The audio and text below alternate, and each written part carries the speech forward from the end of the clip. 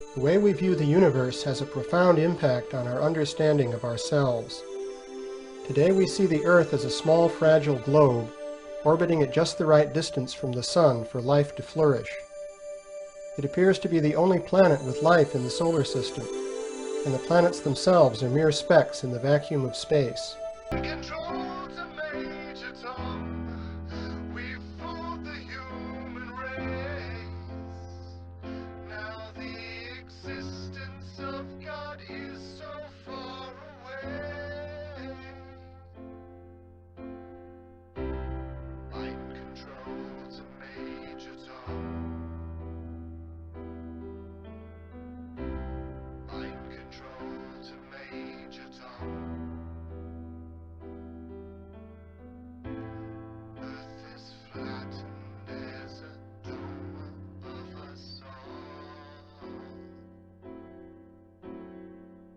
Small, fragile globe.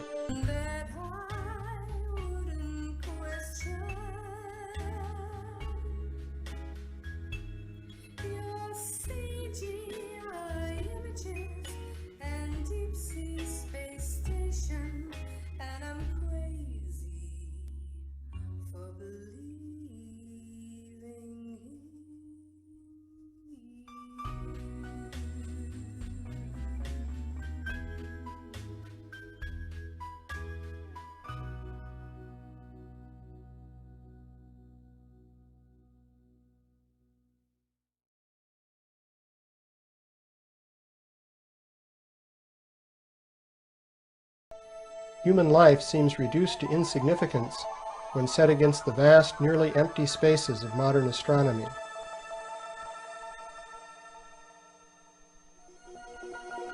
But before the modern era, the universe appeared much more comfortable and accommodating.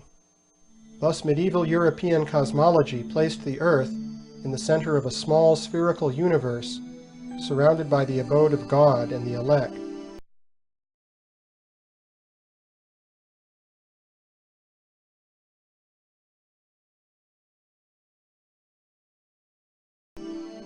In this study, we will explore an early Earth-centered conception of the cosmos from India. This cosmological system is presented in the Bhagavat Purana, or Srimad Bhagavatam, one of India's important sacred texts. We begin with a brief outline of this system. First of all, the Bhagavatam describes innumerable universes. Each one is contained in a spherical shell, surrounded by layers of elemental matter that mark the boundary between mundane space and the unlimited spiritual world.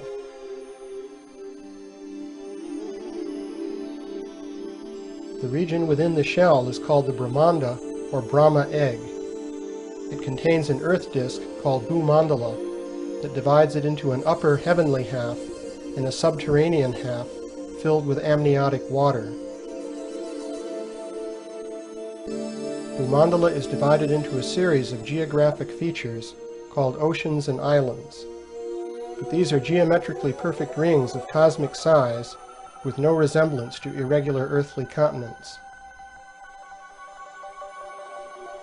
In the center of Bhumandala is the circular island of Jambudvip, with 9 subdivisions called Varshas.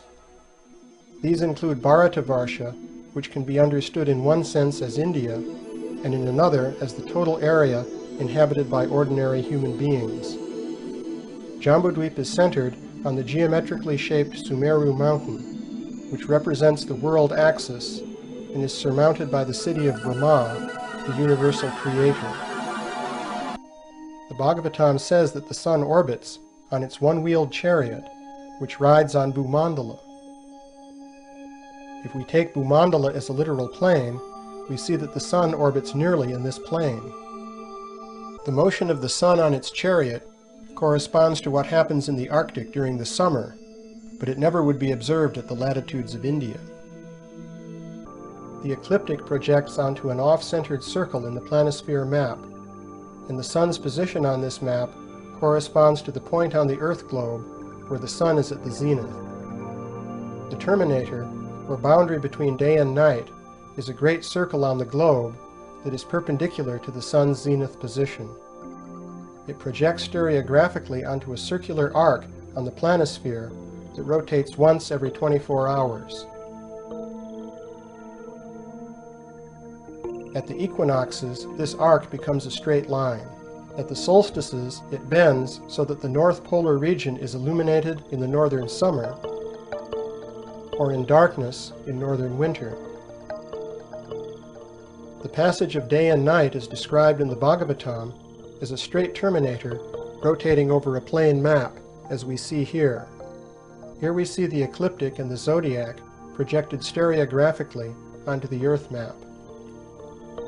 The sun and zodiac revolve clockwise together once per day, while the sun moves counterclockwise around the zodiac once per year. Here the zodiac is projected stereographically onto Bhumandala. Note that as the sun goes around the off-centered zodiac in its yearly orbit, it crosses the ring-shaped islands and oceans of Bhumandala. This ocean-crossing motion is described in the Puranas, and this also adds weight to the planisphere model. Bhumandala can be compared with an astronomical instrument called an astrolabe, which was popular in the Middle Ages. On the astrolabe, the off-centered circle represents the orbit of the sun, the ecliptic. In an astrolabe, the Earth is represented in stereographic projection on a flat plate called the mater. The ecliptic circle and important stars are represented on another plate called the ret. Different planetary orbits could likewise be represented by different plates, and these would be seen projected onto the Earth plate when one looks down on the instrument. The Bhagavatam similarly presents the orbits of the sun, the moon, and important stars on a series of planes parallel to Bhumandala. The orbits of the planets are placed on additional parallel planes.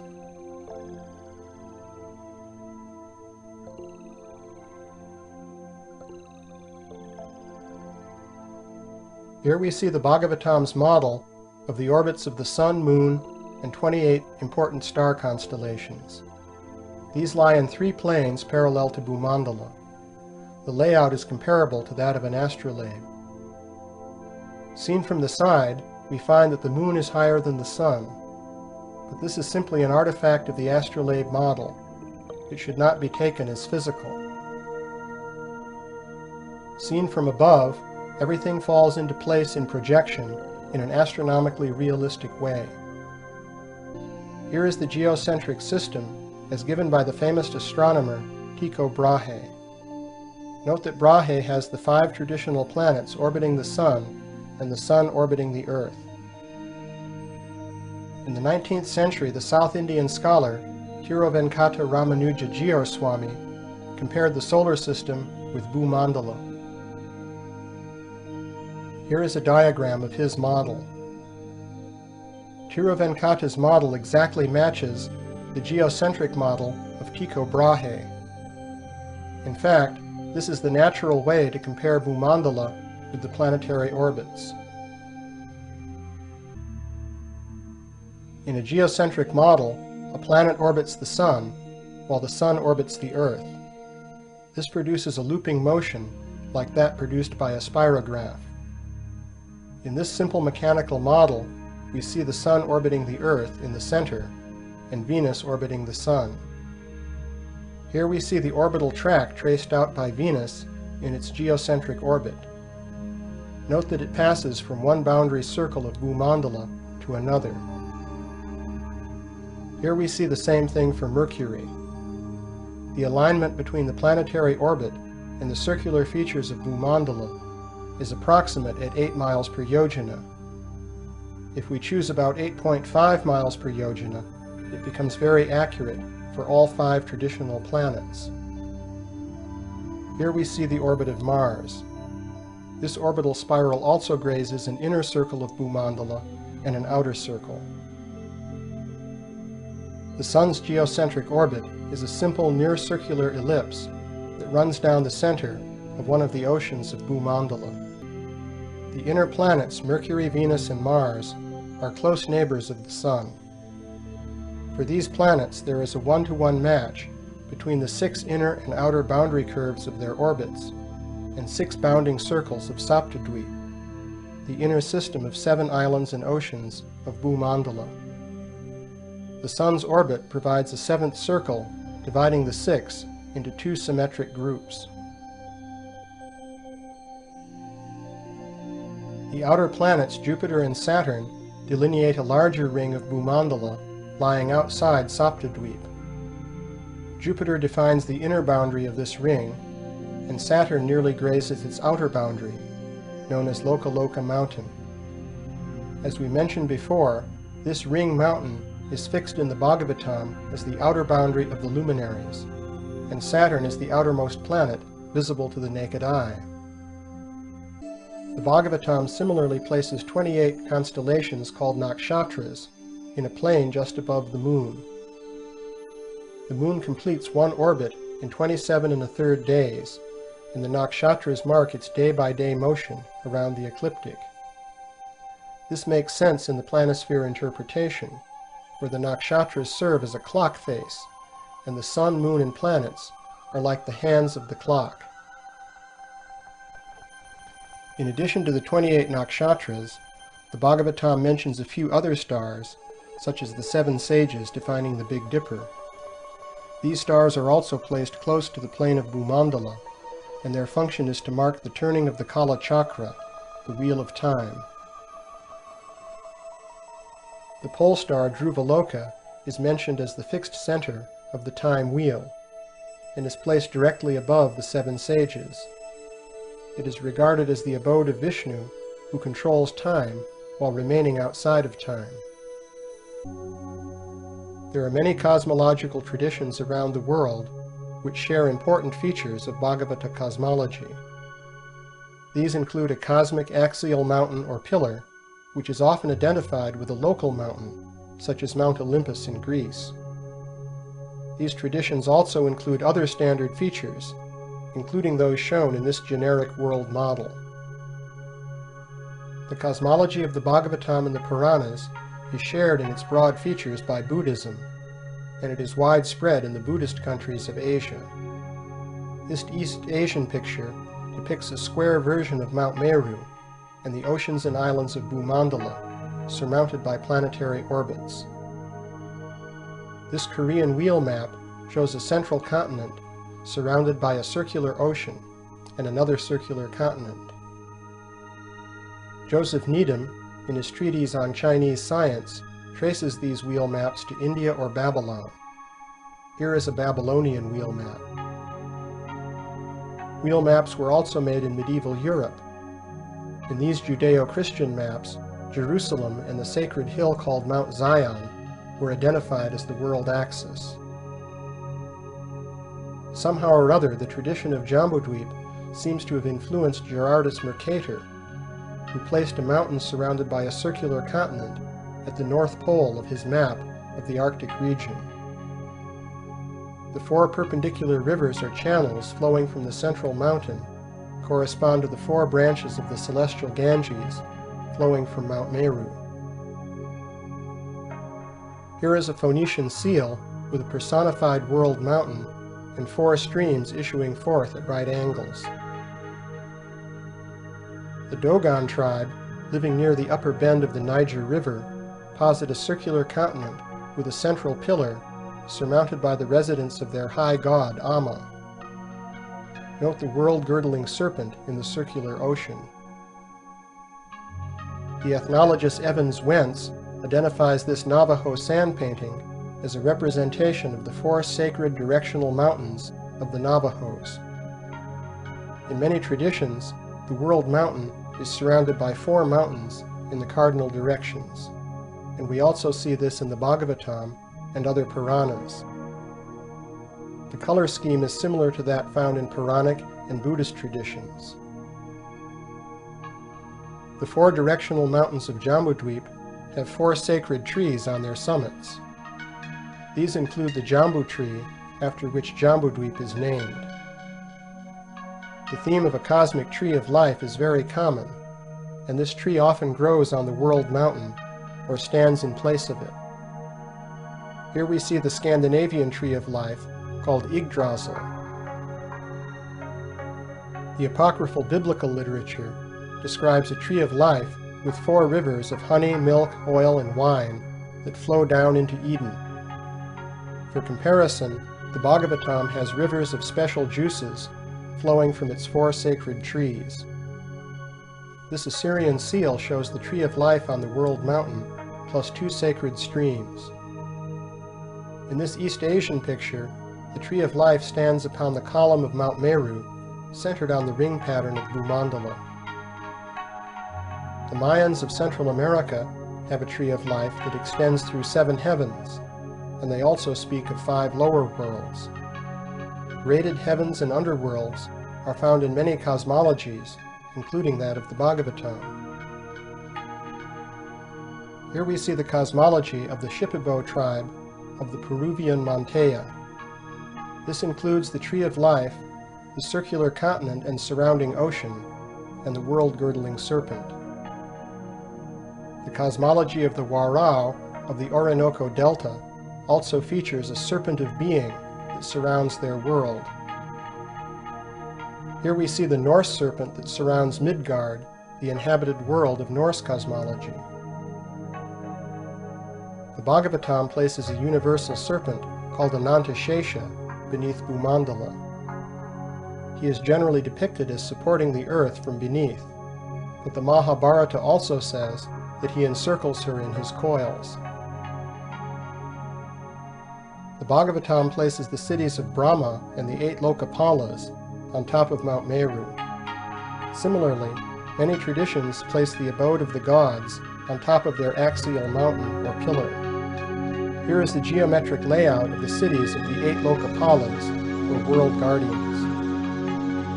These figure in the Vastu Purusha Mandala used to lay out temples in traditional Indian architecture. The grid of the Vastu Purusha Mandala is also associated with the Nakshatra constellations marking the ecliptic. Thus the earthly side of a temple was connected with the heavenly realm of the ecliptic. The Bhumandala disk represents the exoteric domains of the earth and planets. In contrast, the cosmic axis, extending perpendicular to Bhumandala, is filled with esoteric meaning. It represents the path of ascent or descent of the soul.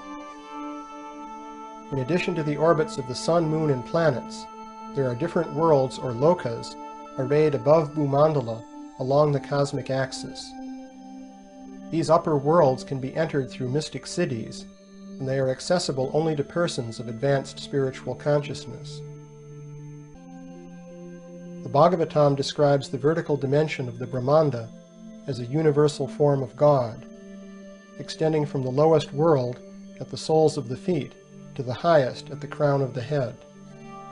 In this traditional picture, we see the rings of Bhumandala forming the belt of the universal form. Here the positions of the worlds are indicated in relation to the universal form. The levels in the universal form are associated with the spinal chakras on which yogis meditate, and the spine itself is called Meru Danda, after Mount Meru, the cosmic axis.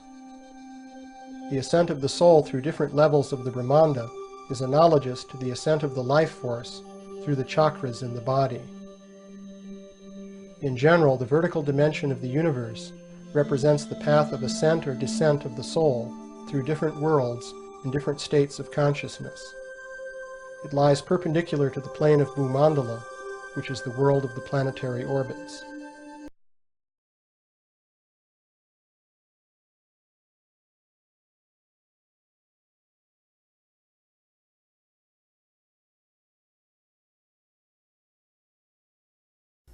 The Book of the Courses of the Heaven, the relations of each, according to their classes, their dominion, and their seasons, according to their names and places of origin, and according to their months, which Uriel, the holy angel, who is with me, who is their guide, showed me.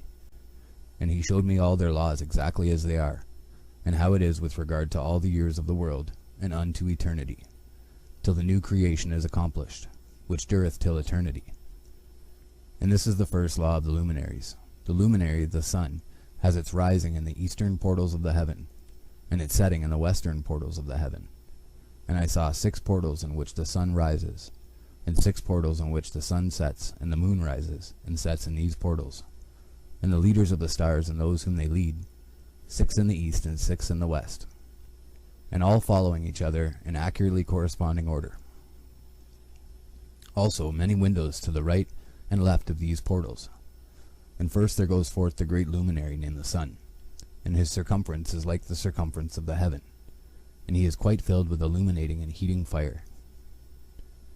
The chariot on which he ascends the wind drives, and the sun goes down from the heaven, and returns through the north in order to reach the east, and is so guided that he comes to the appropriate portal, and shines in the face of the heaven. In this way he rises in the first month in the great portal, which is the 4th, those 6 portals in the east. And in that 4th portal from which the sun rises in the first month are 12 window openings, from which proceed a flame, when they are opened in their season. When the sun rises in the heaven, he comes forth through that 4th portal 30 mornings in succession, and sets accurately in the 4th portal in the west of the heaven. And during this period the day becomes longer, and the night nightly shorter to the 30th morning. On that day the sun is longer than the night by a 9th part, and the day amounts exactly to 10 parts, and the night to 8 parts. And the sun rises from that 4th portal, and sets in the 4th, and returns to the 5th portal of the east 30 mornings, and rises from it, and sets in the 5th portal. And then the day becomes longer by 2 parts, and amounts to 11 parts, and the night becomes shorter, and amounts to 7 parts. And it returns to the east, and enters into the 6th portal, and rises and sets in the 6th portal, 1 in 30 mornings, on account of its sign. On that day the day becomes longer than the night, and the day becomes double the night, and the day becomes 12 parts, and the night is shortened and becomes 6 parts, and the sun mounts up to make the day shorter and the night longer. And the sun returns to the east, and enters into the 6th portal, and rises from it, and sets 30 mornings. And when 30 mornings are accomplished, the day decreases by exactly 1 part, and becomes 11 parts, and the night 7. And the sun goes forth from that 6th portal in the west, and goes to the east, and rises in the 5th portal for 30 mornings, and sets in the west again in the 5th western portal. On that day the day decreases by 2 parts, and amounts to 10 parts, and the night to 8 parts. And the sun goes forth from that 5th portal, and sets in the 5th portal of the west, and rises in the 4th portal for 1 in 30 mornings, on account of its sign, and sets in the west. On that day the day is equalized with the night, and becomes of equal length, and the night amounts to 9 parts, and the day to 9 parts. And the sun rises from that portal, and sets in the west, and returns to the east, and rises 30 mornings in the 3rd portal, and sets in the west in the 3rd portal. And on that day the night becomes longer than the day, and night becomes longer than night, and day shorter than day till the 30th morning, and the night amounts to exactly 10 parts, and the day to 8 parts. And the sun rises from the 3rd portal, and sets in the 3rd portal in the west, and returns to the east, and for 30 mornings rises in the 2nd portal in the east, and in like manner sets in the 2nd portal in the west of the heaven. And on that day the night amounts to 11 parts, and the day to 7 parts. And the sun rises on that day from that 2nd portal, and sets in the west in the 2nd portal, and returns to the east in the 1st portal for 1 in 30 mornings, and sets in the 1st portal in the west of the heaven. And on that day the night becomes longer, and amounts to the double of the day, and the night amounts exactly to 12 parts, and the day to 6. And the sun has therewith traversed the divisions of his orbit, and turns again on those divisions of his orbit, and enters that portal 30 mornings, and sets also in the west opposite to it. And on that night has the night decreased in length by a 9th part, and the night has become 11 parts, and the day 7 parts. And the sun has returned and entered into the 2nd portal in the east, and returns on those divisions of his orbit for 30 mornings, rising and setting. And on that day the night decreases in length, and the night amounts to 10 parts, and the day to 8. And on that day the sun rises from that portal, and sets in the west, and returns to the east, and rises in the 3rd portal for 1 in 30 mornings, and sets in the west of the heaven. On that day the night decreases and amounts to 9 parts, and the day to 9 parts, and the night is equal to the day, and the year is exactly as to its days 364. And the length of the day and of the night, and the shortness of the day and of the night arise. Through the course of the sun these distinctions are made. So it comes that its course becomes daily longer, and its course nightly shorter. And this is the law and the course of the sun. And his return as often as he returns 60 times and rises, the great luminary which is named the sun for ever and ever. And that which thus rises is the great luminary, and is so named according to its appearance, according as the Lord commanded. As he rises, so he sets, and decreases not, and rests not, but runs day and night, and his light is sevenfold brighter than that of the moon. But as regards size, they are both equal.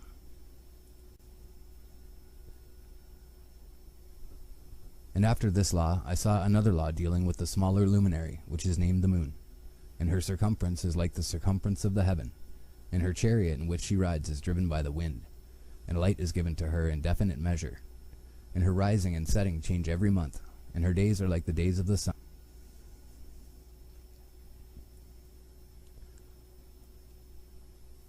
And when her light is uniform, it amounts to the 7th part of the light of the sun, and thus she rises. And her first phase in the east comes forth on the 30th morning, and on that day she becomes visible, and constitutes for you the first phase of the moon on the 30th day together with the sun and the portal where the sun rises.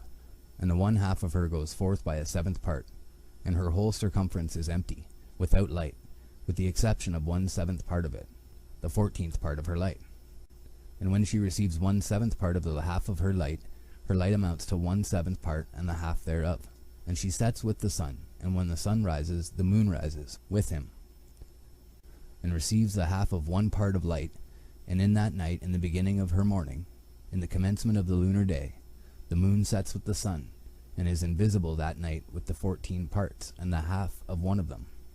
And she rises on that day with exactly a 7th part, and comes forth and recedes from the rising of the sun. And in her remaining days she becomes bright in the remaining 13 parts.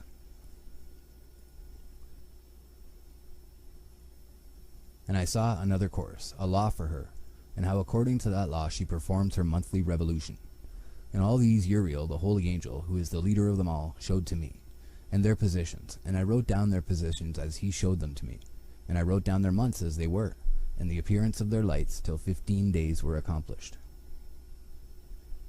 In single 7th parts she accomplishes all her light in the east, and in single 7th parts accomplishes all her darkness in the west. And in certain months she alters her settings, and in certain months she pursues her own peculiar course.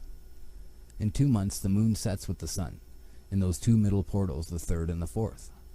She goes forth for 7 days and turns about and returns again through the portal where the sun rises, and accomplishes all her light.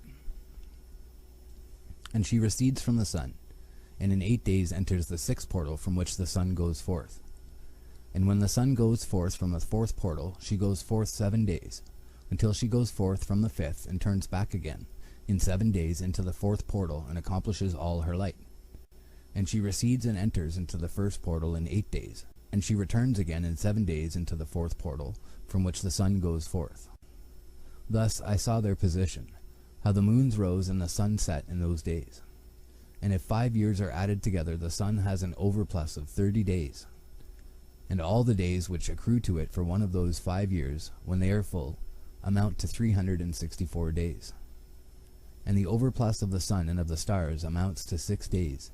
In 5 years, 6 days every year come to 30 days. And the moon falls behind the sun and the stars to the number of 30 days. And the sun and the stars bring in all the years exactly, so that they do not advance or delay their position by a single day unto eternity, but complete the years with perfect justice in 364 days. In 3 years there are 1,092 days, and in 5 years 1,820 days, so that in 8 years there are 2,912 days. For the moon alone the days amount in 3 years to 1,062 days, and in 5 years she falls 50 days behind.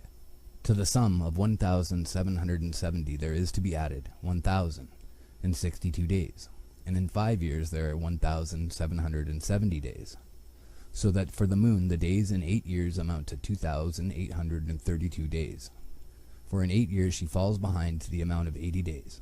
All the days she falls behind in 8 years are 80, And the year is accurately completed in conformity with their world stations, and the stations of the sun, which rise from the portals through which it, the sun, rises, and sets 30 days. And the leaders of the heads of the thousands, who are placed over the whole creation and over all the stars, have also to do with the 4 intercalary days, being inseparable from their office, according to the reckoning of the year. And these render service on the 4 days which are not reckoned in the reckoning of the year. And owing to them men go wrong therein, for those luminaries truly render service on the world stations. 1 in the first portal, 1 in the third portal of the heaven, 1 in the fourth portal, and 1 in the sixth portal. And the exactness of the year is accomplished through its separate 364 stations.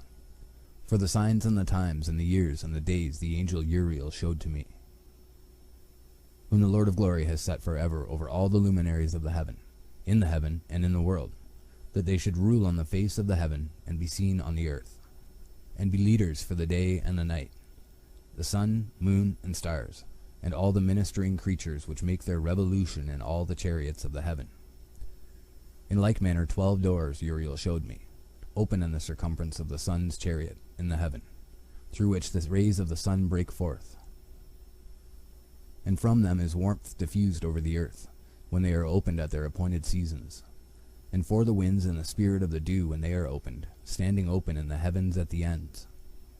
As for the 12 portals in the heaven, at the ends of the earth, out of which go forth the sun, moon, and stars, and all the works of heaven, in the east and in the west.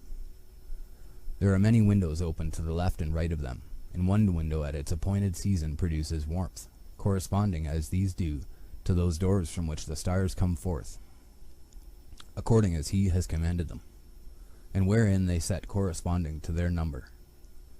And I saw chariots in the heaven, running in the world, above those portals in which revolve the stars that never set. And one is larger than all the rest, and it is that makes its course through the entire world.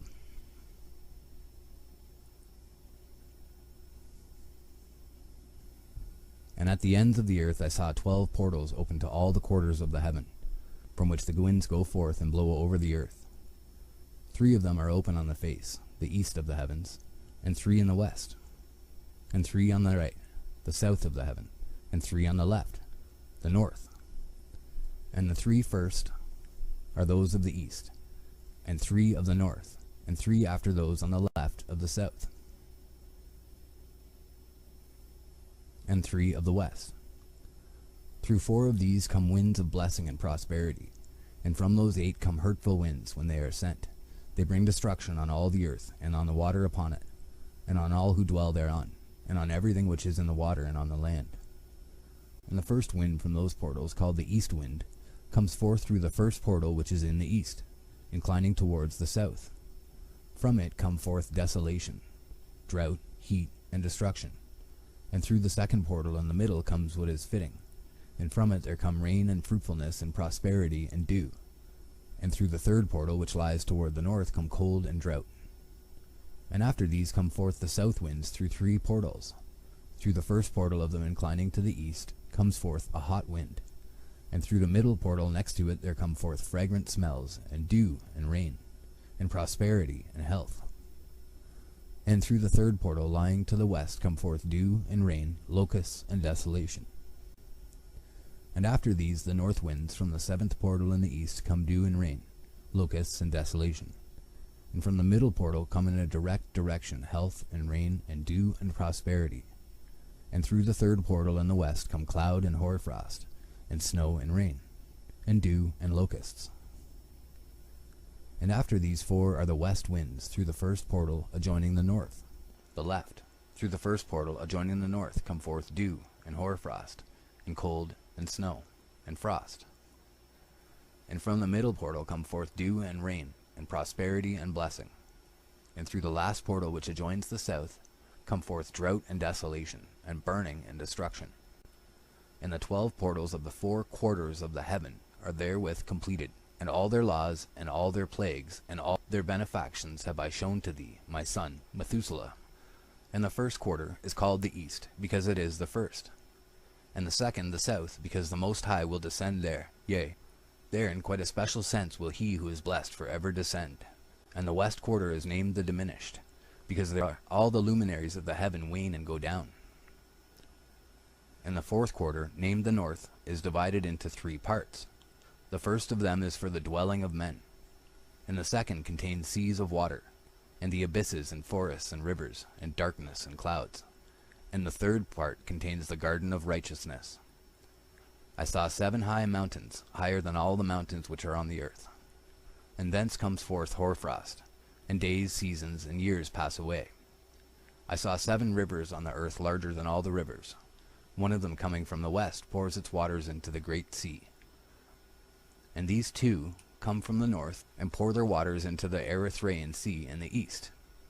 And the remaining 4 come forth on the side of the north to their own sea, 2 of them to the Erythraean Sea, and 2 into the great sea, and discharge themselves there. 7 great islands I saw in the sea and in the mainland, 2 in the mainland and 5 in the great sea. And the names of the sun are the following: the first Orjares, and the second Thomas. And the moon has 4 names. The first name is Isonia, the second Ebla, the third Benes, and the fourth Erai. These are the 2 great luminaries. Their circumference is like the circumference of the heaven, and the size of the circumference of both is alike. In the circumference of the sun there are 7 portions of light, which are added to it more than to the moon. And in definite measures it is transferred till the 7th portion of the sun is exhausted. And they set and enter the portals of the west, and make their revolution by the north, and come forth through the eastern portals on the face of the heaven. And when the moon rises, 1/14th part appears in the heaven. The light becomes full in her. On the 14th day she accomplishes her light, and 15 parts of light are transferred to her, till the 15th day, when her light is accomplished, according to the sign of the year, and she becomes 15 parts. And the moon grows by the addition of 14th parts, and in her waning the moon decreases on the first day to 14 parts of her light, on the second to 13 parts of light, on the third to 12, on the fourth to 11, on the 5th to 10, on the 6th to 9, on the 7th to 8, on the 8th to 7, on the 9th to 6, on the 10th to 5, on the 11th to 4, on the 12th to 3, on the 13th to 2, on the 14th to the half of a 7th, and all her remaining light disappears wholly on the 15th. And in certain months the month has 29 days, and once 28. And Uriel showed me another law, when light is transferred to the moon, and on which side it is transferred to her by the sun. During all the period during which the moon is growing in her light, she is transferring it to herself when opposite to the sun, called the new moon, for on that day the light rises upon her. She becomes full moon exactly on the day when the sun sets in the west, and from the east she rises at night. And the moon shines the whole night through till the sun rises over against her, and the moon is seen over against the sun. On the side whence the light of the moon comes forth, there again she wanes, till all the light vanishes, and all the days of the month are at an end, and her circumference is empty, void of light. And 3 months she makes of 30 days, and at her time she makes 3 months of 29 days, each, in which she accomplishes her waning in the first period of time. And in the first portal for 177 days.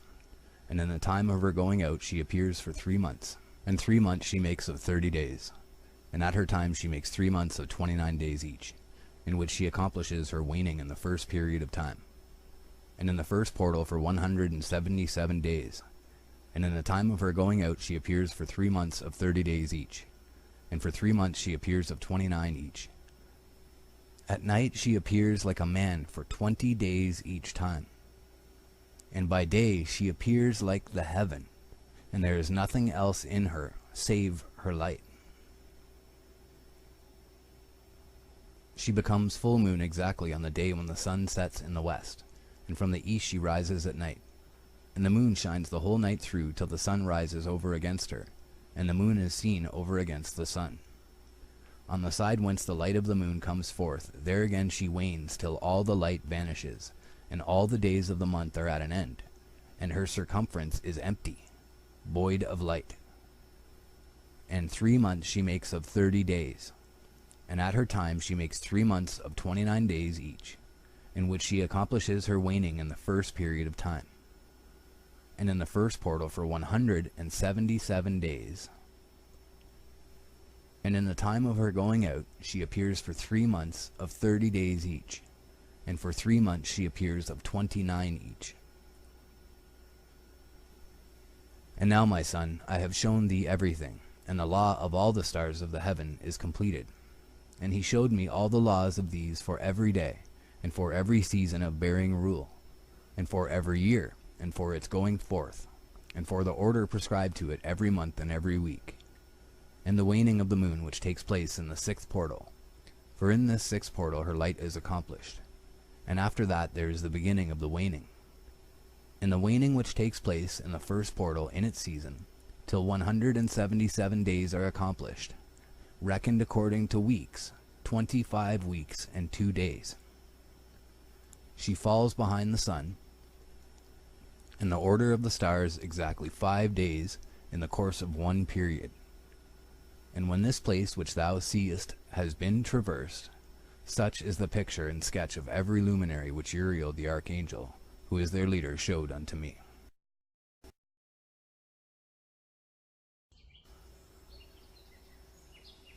The perversion of nature and the heavenly bodies owing to the sin of men. And in the days of the sinners the years shall be shortened, and their seed shall be tardy on their lands and fields. And all things on the earth shall alter, and shall not appear in their time. And the rain shall be kept back, and the heaven shall withhold. And in those times the fruits of the earth shall be backward, and shall not grow in their time. And the fruits of the trees shall be withheld in their time. And the moon shall not alter her order, and not appear at her time. And in those days the sun shall be seen, and shall journey in the evening on the extremity of the great chariot in the west. And shall shine more brightly than accords with the order of light. And many chiefs of the stars shall transgress the order, and these shall alter their orbits and tasks, and not appear at the seasons prescribed to them. And the whole order of the stars shall be concealed from the sinners, and the thoughts of those on the earth shall err concerning them, and they shall be altered from all their ways. And the thoughts of those on the earth shall err concerning them, yea, they shall err and take them to be gods. And evil shall be multiplied upon them, and punishment shall come upon them, so as to destroy all. And he said unto me, Observe, Enoch, these heavenly tablets, and read what is written thereon, and mark every individual fact. And I observed the heavenly bodies, and read everything which was written thereon, and understood everything, and read the book of all the deeds of mankind, and of all the children of flesh that shall be upon the earth, to the remotest generations. And forthwith I blessed the great Lord, the King of glory, forever, and that he has made all the works of the world. And I extolled the Lord because of his patience, and blessed him because of the children of men. And after that I said, Blessed is the man who dies in righteousness and goodness, concerning whom there is no book of unrighteousness written, and against whom no day of judgment shall be found. And those 7 holy ones brought me and placed me on the earth before the door of my house, and said to me, Declare everything to thy son Methuselah, and show to all thy children that no flesh is righteous in the sight of the Lord, for he is their creator. 1 year we will leave thee with thy son, till thou give us thy last commands, that thou mayest teach thy children and record it for them, and testify to all thy children. And in the 2nd year they shall take thee from their midst. Let thy heart be strong, for the good shall announce righteousness to the good. The righteous with the righteous shall rejoice, and shall offer congratulation to one another. But the sinners shall die with the sinners, and the apostate go down with the apostate. And those who practice righteousness shall die on account of the deeds of men, and be taken away on account of the doings of the godless. And in those days they ceased to speak to me, and I came to my people, blessing the Lord of the world. The charge given to Enoch, the 4 intercalary days, the stars which lead the seasons and the months. And now, my son Methuselah, all these things I am recounting to thee, and writing down for thee. And I have revealed to thee everything, and given thee books concerning all these. So preserve, my son Methuselah, the books from my father's hand, and see that thou deliver them to the generations of the world. I have given wisdom to thee and to thy children, and thy children that shall be to thee, that they may give it to their children for generations, this wisdom namely that passeth their thought. And those who understand it shall not sleep, but shall listen with the ear, that they may learn this wisdom. And it shall please those that eat thereof better than good food. Blessed are all the righteous, blessed are all those who walk in the way of righteousness, and sin not as the sinners, in the reckoning of all their days in which the sun traverses the heaven, entering into and departing from the portals for 30 days with the heads of thousands of the order of the stars, together with the 4th, which are intercalated, which divide the 4 portions of the year, which lead them and enter with them 4 days. Owing to them men shall be at fault, and not reckon them in the whole reckoning of the year. Yea, men shall be at fault, and not recognize them accurately. For they belong to the reckoning of the year, truly recorded thereon forever, one in the 1st portal, and one in the 3rd, and one in the 4th, and one in the 6th. And the year is completed in 364 days. And the account thereof is accurate, and the recorded reckoning thereof exact. For the luminaries and months and festivals and years and days has Uriel shown and revealed to me, to whom the Lord of the whole creation of the world hath subjected the host of heaven. And he has power over night and day in the heaven to cause the light, to give light to men, sun, moon, and stars, and all the powers of the heaven which revolve in their circular chariots. And these are the orders of the stars, which set in their places and in their seasons and festivals and months. And these are the names of those who lead them, who watch that they enter at their times, in their orders, in their seasons, in their months, in their periods of dominion, and in their positions.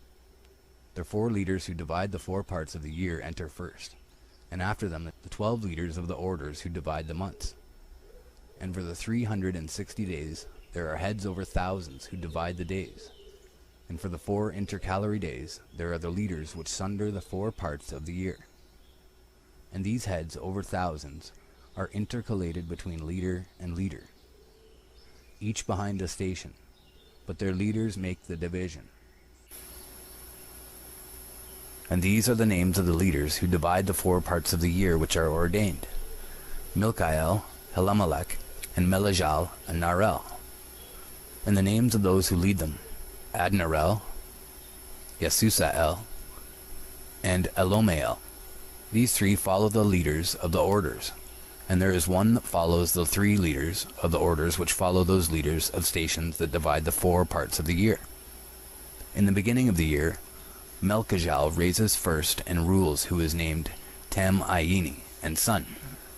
And all the days of his dominion whilst he bears rule are 91 days.